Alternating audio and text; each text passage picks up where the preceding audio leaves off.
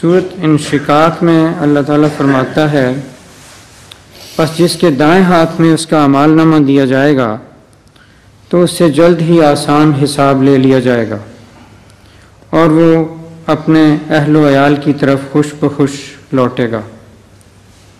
حضرت مسلم موعود رضی اللہ تعالیٰ فرماتے ہیں کہ چونکہ اس کو معلوم ہو جائے گا کہ وہ جنتی ہے، اس لیے وہ اپنے اہل و عیال کو خوشخبری دینے کے لیے ان کی طرف جائے گا اور ان کو یہ خوشخبری سنائے گا۔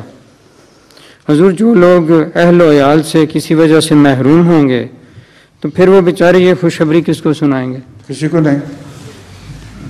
یہ تو موقع محل کی بات ہے، اتنی عقل تو کرنی چاہیے کہ اہل و عیال جن کے ہوں گے وہ سنائیں گے، جن کی کوئی نہیں ان کی روحانی اولاد جو ہوگی اس کو سنا دیں گے۔